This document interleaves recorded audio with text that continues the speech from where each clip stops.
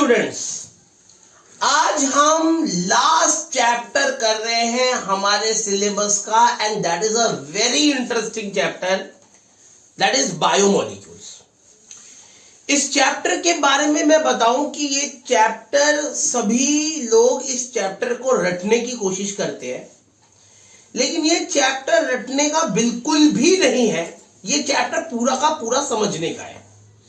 ये बहुत interesting chapter है, इसके अंदर बहुत कुछ समझना, अगर आप चाहते हो समझना तो बहुत कुछ समझने के लिए है और बहुत टेक्निकल चैप्टर है। ऑल्दो मुझे बहुत दुख होता है इस बात को कहने पे कि भाई लोग इस चैप्टर को कहते हैं कि भैया इस चैप्टर को रट लो, इसके स्ट्रक्चर्स रट लो।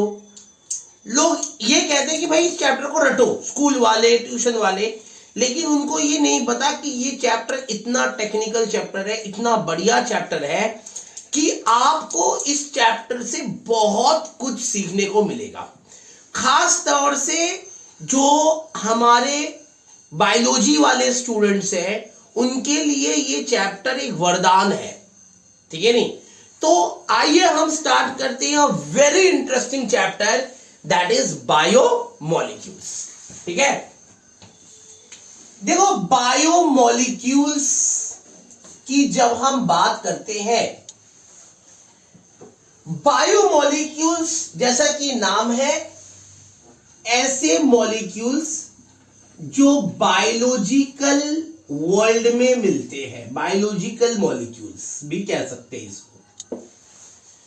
ऐसे मॉलिक्यूल्स जो बायोलॉजिकल वर्ल्ड में मिलते हैं, और हम उन मॉलिक्यूल्स के बारे में बात कर रहे हैं जो हमारे लिविंग सिस्टम को बना रहा है, जो हमारे लिविंग सिस्टम को फॉर्म कर रहा है।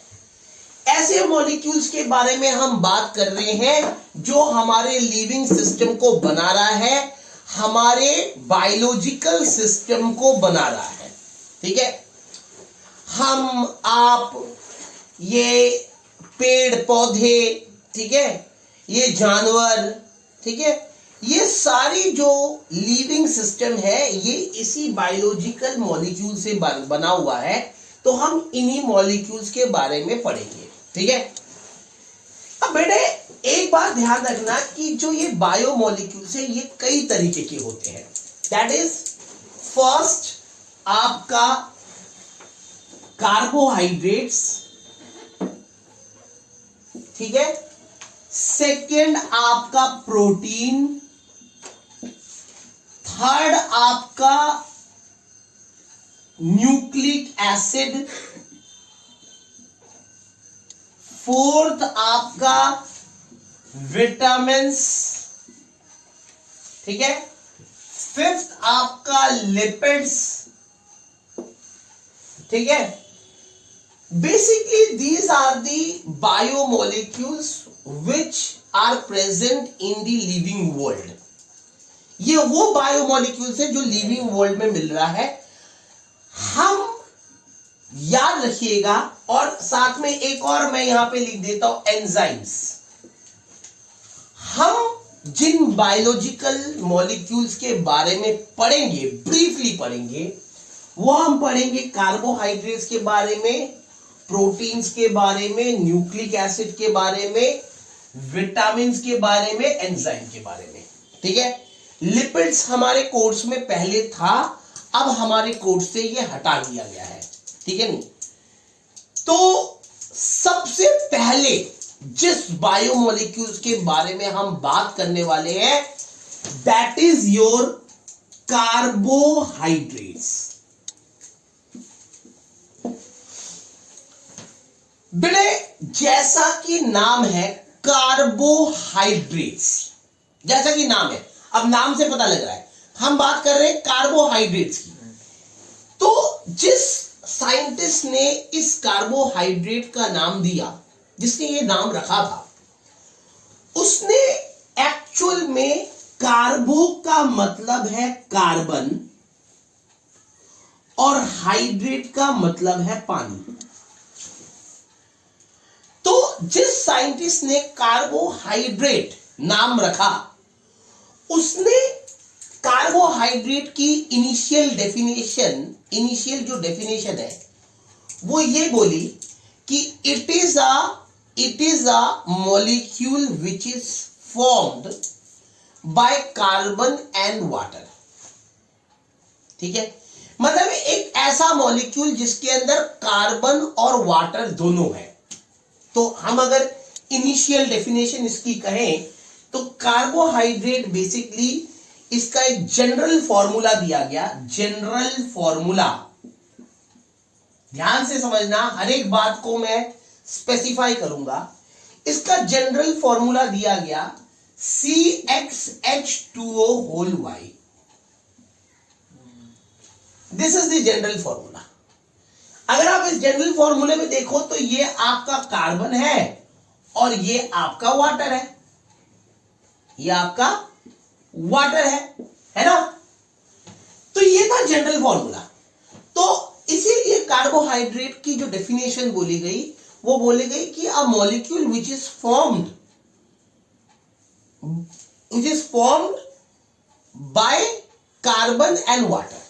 ठीक है, लेकिन बाद में ये डेफिनेशन बिल्कुल गलत सिद्ध हुई। जैसे जैसे टाइम आगे पास हुआ, टाइम आगे की तरफ चला और नए साइंटिफिक रिसर्च होने लगे तो ये डेफिनेशन बिल्कुल गलत सिद्ध हो गई। देखो, इस डेफिनेशन के गलत होने का एक कारण था। देखो, अगर आप इस जनरल फॉर्मूले को देखो तो बहुत सारे कार्बोहाइड्रेट इस जनरल फॉर्मूले को फॉलो कर रहा है। ऐसे बहुत सारे कार्बोहाइड्रेट है जो इस जनरल फॉर्मूले को फॉलो कर रहा है, जैसे कि C6H12O6। अब ये है ग्लूकोज। अब अगर आज आप इस ग्लूकोज को देखो तो it is following the general formula. देखो, C का 6 हो गया, H2O का होल 2 हो गया, H2O का होल 6 हो गया। तो it is following the general formula, it is following the general formula, है ना। ये फॉलो कर रहा है जनरल फॉर्मूला।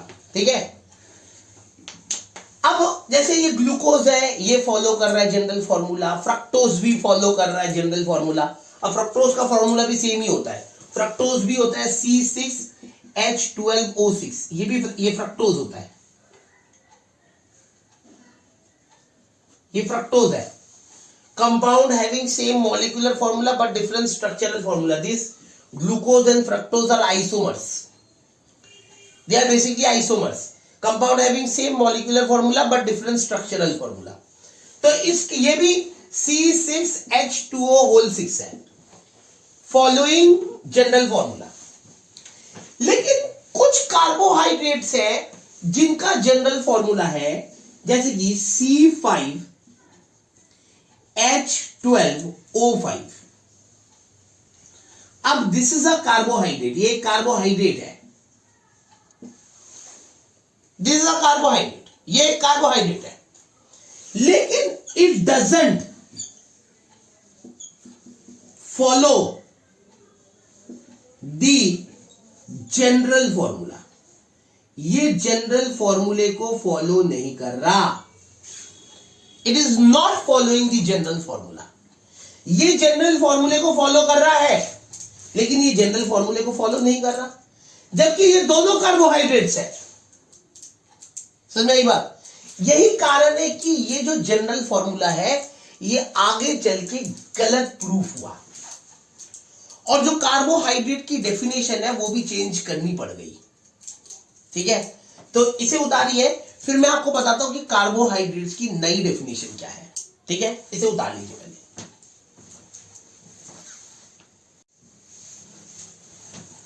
अब हम कार्बोहाइड्रेट की नई डेफिनेशन के बारे में बात करेंगे कि कार्बोहाइड्रेट की नई डेफिनेशन क्या है। ठीक है, तो देखो, न्यू कॉन्सेप्ट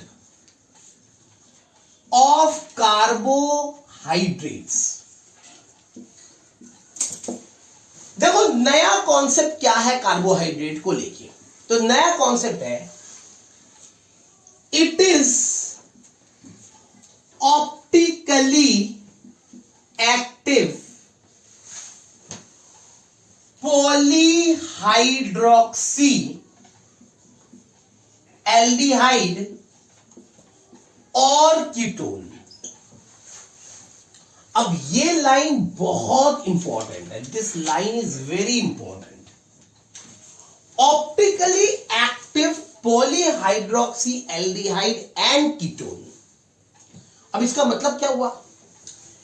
देखो, मैं एक कार्बोहाइड्रेट लेता हूं, एक एग्जाम्पल के तौर पे एक कार्बोहाइड्रेट लेता हूं और उसके तहत आपको समझाने की कोशिश करता हूं कि ये लाइन आपसे क्या कहना चाहता है। देखना ध्यान से। देखो बेटे, ये आपका एल्डिहाइड है, दिस इज योर एल्डिहाइड।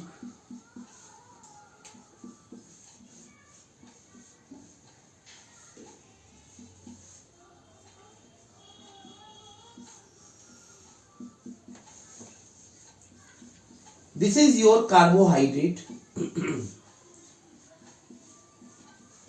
ये आपका कार्बोहाइड्रेट है। अगर आप इस स्ट्रक्चर को देखें तो this is the structure of glucose. ये मैंने स्ट्रक्चर बनाया है ग्लूकोज का। बेटे, अगर इस स्ट्रक्चर की बात करें, इस स्ट्रक्चर को आप देखो और समझने की कोशिश करो, तो ये स्ट्रक्चर कहीं से भी सिमेट्रिकल नहीं है। This structure is totally unsymmetrical. अब इसका मतलब क्या हुआ?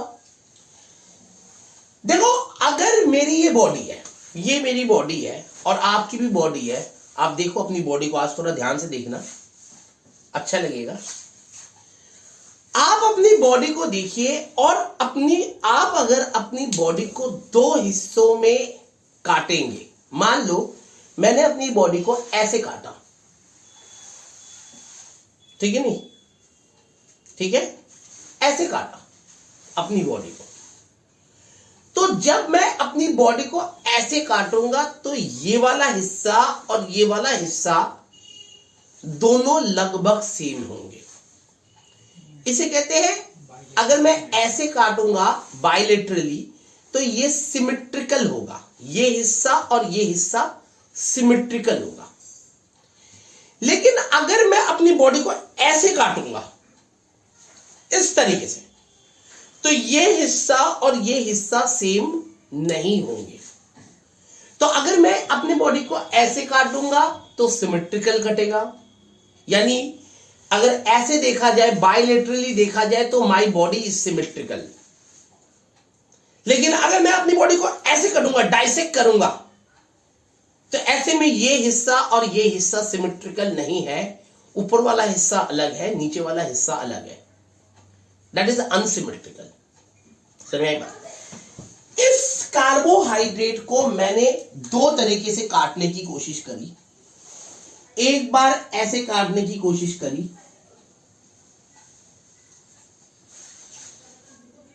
और एक बार ऐसे काटने की कोशिश करी। अगर मैं इसको ऐसे काटता हूं बायलेटरली, तो ये हिस्सा और ये हिस्सा बराबर नहीं है, क्योंकि अगर आप देखो तो यहां पे 3 OH है, इस वाले हिस्से में 1 2 3 OH है, और अगर आप इस तरफ देखो तो यहां पे 3 H है, 1 2 3 H है। ये हिस्सा और ये हिस्सा सेम नहीं है। और अगर मैं इसे ऐसे काटता हूं इस तरीके से, तो भी ये हिस्सा और ये हिस्सा सेम नहीं है। ये वाला हिस्सा और ये वाला हिस्सा सेम नहीं है। इसका मतलब दिस कार्बोहाइड्रेट इज अनसिमेट्रिकल। ये पूरी तरीके से अनसिमेट्रिकल है ना? जो सब्सटेंस अनसिमेट्रिकल होता है उसको हम कायरल कहते हैं। क्या कहते हैं? कायरल। जो सब्सटेंस अनसिमेट्रिकल होता है उसको हम कायरल कहते हैं। बेटे, इस चैप्टर से आपको बहुत सारी बातें समझ में आएगी बहुत सारी बातें क्लियर होंगी। कायरल क्या होता है, अकायरल क्या होता है, सिमेट्रिकल क्या होता है, अनसिमेट्रिकल क्या होता है, डेक्स्ट्रो क्या होता है, लीवो क्या होता है, इनेंशियोमर्स क्या होते हैं, वो सब कुछ समझ में आएगा। ठीक है नहीं। और ये जो टॉपिक है, इस टॉपिक का बहुत बड़ा यूज ऑर्गेनिक में भी है, इसका बहुत बड़ा यूज कोऑर्डिनेशन केमिस्ट्री में भी है। ऑल्दो कोऑर्डिनेशन केमिस्ट्री में ये वाला पार्ट जो है, जो कायरल, अकायरल, इनेंशियोमर्स, ये कोऑर्डिनेशन केमिस्ट्री में इस साल हटा दिया गया है फॉर द कोविड रीजंस। लेकिन ये टॉपिक आपके सिलेबस में काफी जगह है, ऑर्गेनिक में है, खासतौर से बायोमोलिक्यूल में तो है ही। तो इसलिए मैं बड़े बड़े बारीकी से आपको ये टॉपिक समझाऊंगा। और मेरा लास्ट चैप्टर है, कोई मुझे प्रॉब्लम भी नहीं है, आपका सारा सिलेबस हो चुका है। अगर मैं इसमें आराम आराम से आपको हर चीज समझा के भी करूंगा तो भी मजा आएगा, आप लोगों को भी मजा आएगा इस चैप्टर को पढ़ने का। ठीक है नहीं। प्रॉब्लम क्या है कि हम टीचरों को हर किसी की सुननी पड़ती है, हर किसी की बात को सुननी पड़ती है। अब कई बार क्या होता है कि हमारे पास मैसेजेस आते हैं, अब बच्चे लगातार मैसेज करते रहते हैं। मैं आपको बताऊं कि लगातार बच्चे मैसेज करते रहते हैं। अब हर एक बच्चे की अपनी प्रॉब्लम्स है, हर एक बच्चे की अपनी बात है, वो अपनी नई बात कहता है और हमें हर एक बच्चे की सुननी भी पड़ती है। अब एक बच्चा लिखता है कि जी सर आपका सिलेबस अभी एक चैप्टर बच रहा है, आप अपने सिलेबस को कंप्लीट करिए। ठीक है नहीं, ये हमारी पर्सनल रिक्वेस्ट है। एक बच्चा कहता है कि अब देखो, एक और बच्चा है, वो कहती है बेसिकली, वो कहती है कि सर आपका जो सिलेबस है वो आप आजकल बहुत आप हर रोज एक डेढ़ घंटे का लेक्चर डाल देते हैं, हर दूसरे दिन में 1.5 घंटे का लेक्चर डाल देते हैं। सर इतना सारा एक दिन में मत कराइए, वीडियो देखने में हम 1 घंटे से ज्यादा वीडियो में नहीं बैठ पाते। आप अभी तो पेपर बहुत लेट है, आप लोग प्लीज आप थोड़ा सा धीरे धीरे कराइए। ठीक है नहीं, मतलब वीडियो थोड़े शॉर्ट बनाइए। ठीक है नहीं। एक बच्चा और कहता है, अब एक लड़की है, उसने मुझे बहुत सारे रिक्वेस्ट भेजे हुए हैं। वो लड़की कहती है कि सर आप हमें थोड़ा सा वीडियो को एक दिन बाद कराइए। अब आप वीडियो थर्सडे को भेजना, इससे पहले वीडियो मत भेजना, क्योंकि मुझे टाइम नहीं मिलता पढ़ने का और मेरे स्कूल में भी बहुत सारे काम चल रहे हैं, प्री बोर्ड चल रहे, फलाना चल रहे, ढमकाना चल रहा है, बहुत कुछ लिखती है। तो अब हमें सबकी बातें सुननी पड़ रही है, तो टीचर क्या करे? सिंपल सी बात है, टीचर क्या करे? क्या करूं मैं? मर जाऊं? ठीक है नहीं। तो इसलिए कई बातों को हमें समझना पड़ता है, कई बातों को हमें सुननी पड़ती है, लेकिन प्रॉब्लम यह है कि हमें सबके साथ चलना पड़ेगा, सबका साथ सबका विकास। ठीक है नहीं। तो इसलिए बेटे ये इस चैप्टर को बड़े आराम से करा रहा हूं। आपके पास और भी चैप्टर्स हैं, उनको प्रैक्टिस करिए और साथ साथ आराम से इसको करिए, क्या दिक्कत है? ठीक है नहीं। तो मैंने जानबूझ के अपना जो सिलेबस है बिल्कुल एक्यूरेटली खत्म किया है। कई ट्यूशंस ऐसे हैं जिसमें अभी भी सिलेबस चल रहा है और कई ट्यूशन में अभी एक आधे हफ्ते पहले या 3-4 दिन पहले ही सिलेबस खत्म हुआ है। हमारे गुलिया सर है, उनका सिलेबस 4 दिन पहले खत्म हुआ है, आपको भी पता है। तो इसलिए कोई ऐसा बहुत ज्यादा ड्रास्टिक मैं लेट नहीं हूं। और मैं आपको बता दूं, मेरा सिलेबस तब इतना हुआ है, तब इतना लेट गया है जब मैंने आपको पूरी 11th कराई है। ऑर्गेनिक आई, पूरी 11th की ऑर्गेनिक कराई। पी ब्लॉक आया, पूरे 11th का पी ब्लॉक कराया। डीएनए ब्लॉक आया, डीएनए ब्लॉक की बिल्कुल बेसिक से स्टार्ट किया। तो जहां जहां 11th का पार्ट आया मैंने सारा कराया है। तो इतना कराने के बाद भी अगर मैं 6-7 दिन लेट हूं तो कोई बहुत बड़ा मैटर नहीं है। और बाकी आपके पास पूरा सिलेबस यार करो, ठीक है नहीं। तो इसलिए प्लीज एंड प्लीज ध्यान से इस टॉपिक को समझिए, बड़ा इंटरेस्टिंग सा टॉपिक है और आपके कई जगह काम आने वाला है। ठीक है, तो ये जो आपका ग्लूकोज है, ये ग्लूकोज अनसिमेट्रिकल है और अनसिमेट्रिकल को हम कहते हैं कायरल। क्या कहते हैं? कायरल। ठीक है नहीं? और आप देख रहे हो ये अनसिमेट्रिकल है, तो जो भी अनसिमेट्रिकल होता है, जो भी कायरल होता है, जो भी कायरल, वो ऑप्टिकली एक्टिव होता है। वो क्या होता है? Optically active.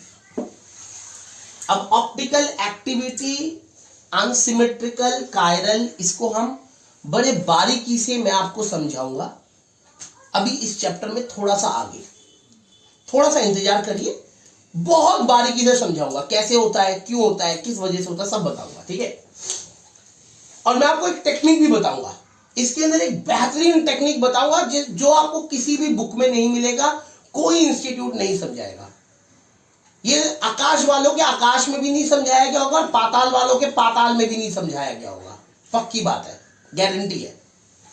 तो देखो, अनसिमेट्रिकल, कायरल, ऑप्टिकली एक्टिव, ठीक है, ये कंपाउंड है। ठीक है, साथ में अगर आप देखो तो इसके अंदर बहुत सारे हाइड्रोक्सी ग्रुप है। देखो, ये एक OH है, ये एक OH है, एक ये OH है, एक ये OH है, एक ये OH है, तो यानी बहुत सारे OH है ना? इसीलिए हमने इसे बोला पॉलीहाइड्रोक्सी। क्या बोला? पॉलीहाइड्रोक्सी। अब हमने कहा एल्डिहाइड। देखो, फर्स्ट कार्बन में यहां पे एल्डिहाइड है, सुनिए बात। अब ये था ऐसा कार्बोहाइड्रेट जिसके अंदर फर्स्ट कार्बन में एल्डिहाइड है। ऐसे ही एक और कार्बोहाइड्रेट है, देखो ये एक कार्बोहाइड्रेट है, ये एक कार्बोहाइड्रेट है,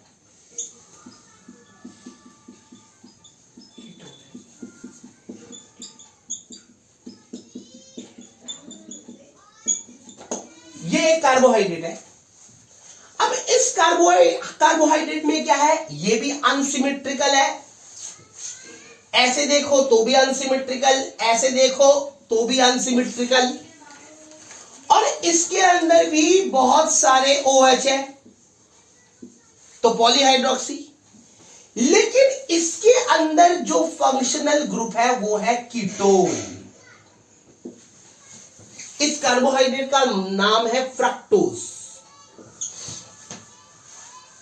तो इसीलिए डेफिनेशन में क्या बोला गया? It is optically active. ये दोनों ही ऑप्टिकली एक्टिव है, अनसिमेट्रिकल है तो ऑप्टिकली एक्टिव। पॉलीहाइड्रोक्सी, इन दोनों में ही बहुत सारे OH लगे हुए हैं, यानी पॉली मतलब बहुत सारे, OH मींस हाइड्रोक्सी। ठीक है, एल्डिहाइड मींस इसके अंदर भी एल्डिहाइड है, इसके अंदर एल्डिहाइड है, और कीटोन, या तो एल्डिहाइड हो या फिर कीटोन है, इसके अंदर कीटोन है। समझाई बात? इसलिए कार्बोहाइड्रेट्स की जो नई डेफिनेशन है वो बिल्कुल एक्यूरेट है। It is optically active, polyhydroxy, aldehyde and ketone. समझ में आ गया? उतार लीजिए, फिर आगे समझाता हूं।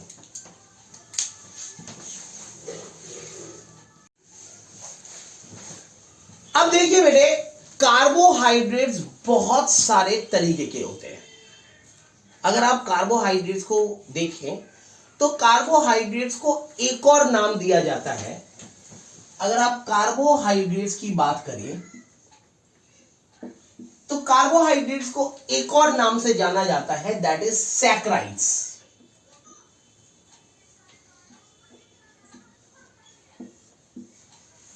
ये बेसिकली एक लैटिन वर्ड है, सैक्रॉन्स, वहां से ये वर्ड आया है सैकराइड्स।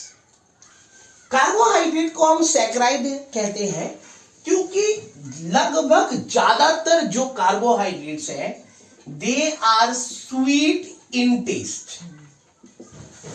जितने भी कार्बोहाइड्रेट्स आप दुनिया में देखते हो उसमें से ज्यादातर कार्बोहाइड्रेट स्वीट इन टेस्ट है।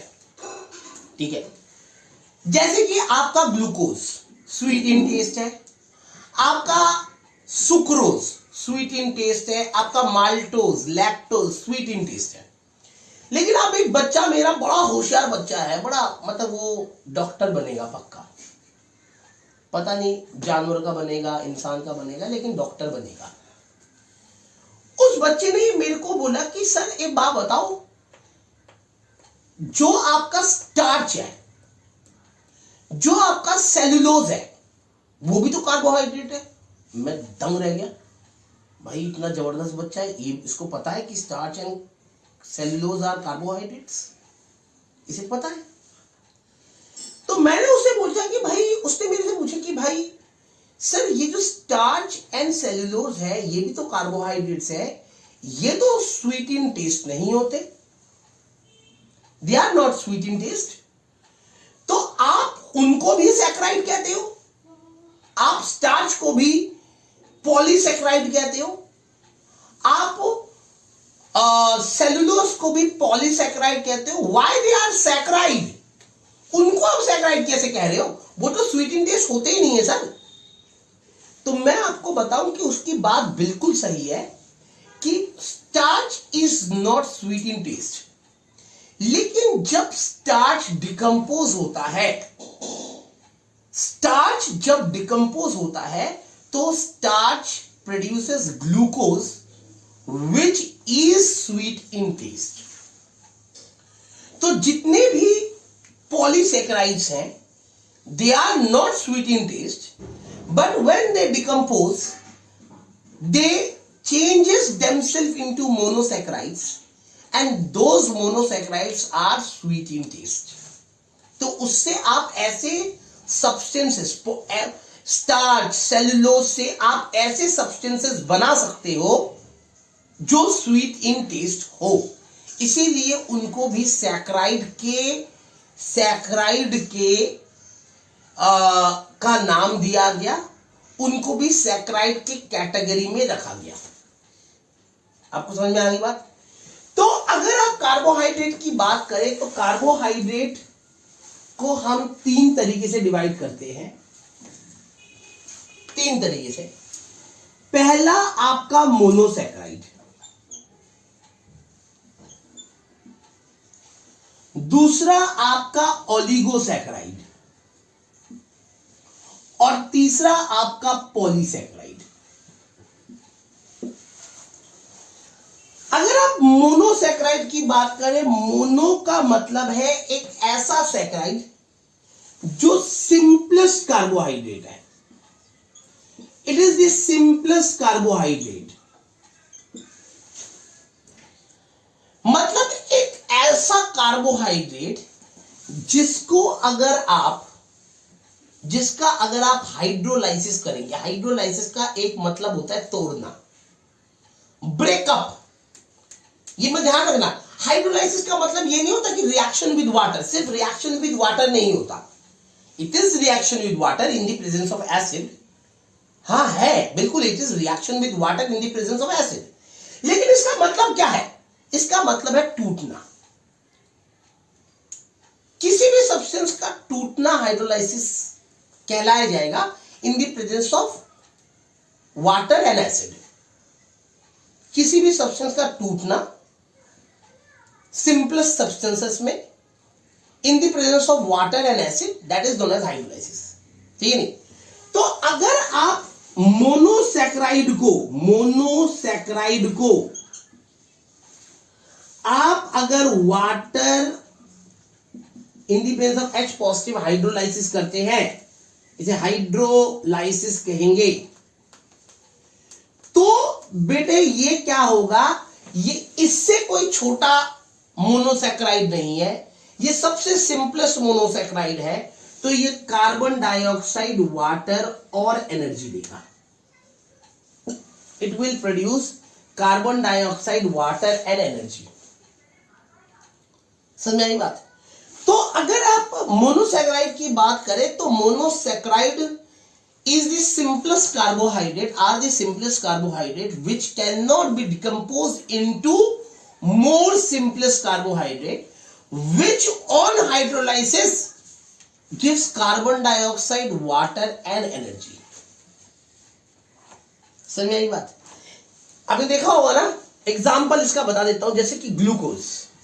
ग्लूकोज आपने देखा होगा, glucose, fructose, they are monosaccharides, they cannot be decomposed into more simpler carbohydrates. समझ में आई बात? If they on hydrolysis gives carbon dioxide, water and energy. तो आपने देखा होगा कि टीवी में एक ऐड आता है कि बंदा यूं, धूप बंदे को, सूरज बंदे को चूस रही होती है, सारा चूस लेती है सूरज, बंदा, आदमी, लड़का यूं क्रिकेट खेलता हुआ नीचे गिर जाता है, फिर कपिल देव आते हैं, वो कहते हैं ग्लूकॉन डी, और बंदा ग्लूकॉन डी डालता है, पीता, और पीते ही छक्का मारा, देख तेरी। आपने देखा है ना, एनर्जी आ जाती है उसके अंदर, देखा है ना, क्या मस्त मारता है छक्का ये, और वो कपिल देव की तरह से करता है। तुम भी करते होगे बेटे। ये जो है ये कोई गलत नहीं है, इट इज नॉट रॉन्ग, कोई झूठ नहीं बोला जा रहा। Glucose gives us instant energy, इसलिए जो बंदा बेहोश हो जाता है या आप कभी बीमार पड़ जाए तो आप जब डॉक्टर के पास जाते हैं, वो आपको बेहोश बंदे को ग्लूकोज चढ़ा देती है। अब भैया क्या होगा, इससे फायदा क्या है? बेहोश बंदे को ग्लूकोज चढ़ा दिया, भैया जैसे ही ग्लूकोज आपकी बॉडी में अंदर गया, आपको कोई काम नहीं करना, पेट के अंदर ऑलरेडी पानी है और थोड़ा पानी आप ग्लूकोज के साथ अंदर दे रहे हो, लिक्विड ग्लूकोज डाल रहे हो, तो पेट के अंदर आपका HCl मौजूद है, यानी एसिड मौजूद है, और आपने पानी वाला ग्लूकोज बॉडी के अंदर ले गए। जैसे ही ग्लूकोज बॉडी के अंदर गया, उसे पेट के अंदर एसिड मिल गया, एसिड मिलते ही उसने हाइड्रोलाइसिस किया तो कार्बन डाइऑक्साइड, वाटर और एनर्जी निकली। तो जो बेहोश बंदा है उसको एनर्जी मिली, उसकी बॉडी को थोड़ी एनर्जी मिली, उसके कल पुर्जे दोबारा चलने लग गए, और कार्बन डाइऑक्साइड सांस के थोड़ा बाहर निकल गया, जब वो सांस लेता है बाहर निकल गया, और पानी मल मूत्र द्वारा निकल गया, यूरिनेशन द्वारा। तो कोई दिक्कत नहीं, एनर्जी भी मिल गई, पानी भी निकल गया, ठीक है नहीं? तभी तो नहरें बनेंगी। और तीसरा कार्बन डाइऑक्साइड भी रिलीज हो गया। समझ बात? तो it is a source of instant energy. Thus, glucose and fructose is a source of instant energy, क्योंकि उन्हें अपने आप को फर्दर स्मॉलेस्ट कार्बोहाइड्रेट में चेंज करना नहीं पड़ रहा, they just decompose into carbon dioxide, water and energy. समझ बात? This is what the monosaccharide is. समझ बात? ऑलिगोसैकराइड, अब हम ऑलिगोसैकराइड की बात करते हैं। तो oligosaccharide on hydrolysis produce 2 to 10 monosaccharides.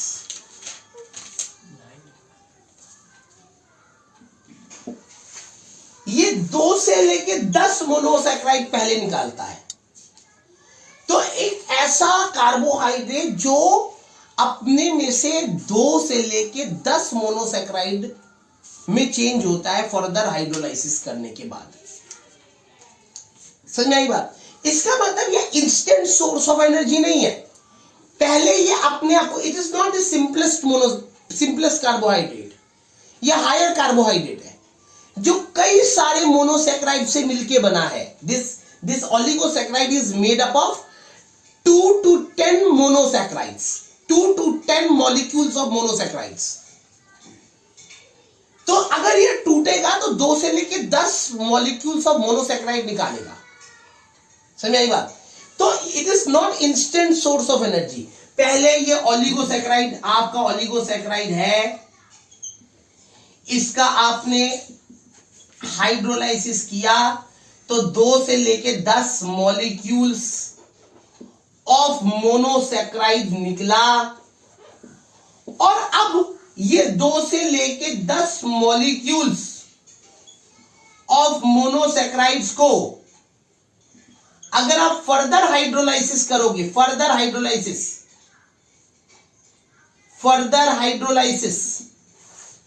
तब आपको carbon dioxide, water and lot of energy निकलेगी। समझ आई बात? Lots of energy. तो जैसे कि इसका एग्जांपल है सुक्रोज, माल्टोज, लैक्टोज, ये सारे के सारे जो है वो ओलिगोसैकेराइड्स है। समझ आई बात? ये एनर्जी तो ज्यादा देंगे, नेचुरली मोनोसैकेराइड से ज्यादा एनर्जी देंगे, लेकिन इनको मोनोसैकेराइड में टूटने के लिए भी हाइड्रोलाइसिस करना है, और फिर मोनोसैकेराइड से कार्बन डाइऑक्साइड और एनर्जी में चेंज होने के लिए भी हाइड्रोलाइसिस करना है। तो it is a long process. समझ में आई बात?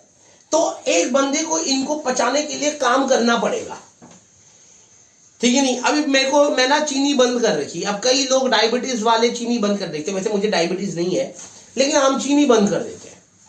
आजकल बंदा हेल्दी सोचता है तो चीनी, मिठाई बंद कर देता है। क्यों? क्योंकि मिठाई के अंदर सुक्रोज है, चीनी के अंदर सुक्रोज है, सुक्रोज बॉडी के अंदर जाएगा, फिर मुझे वर्कआउट करना पड़ेगा। वर्कआउट करने का ही तो टाइम नहीं है यार।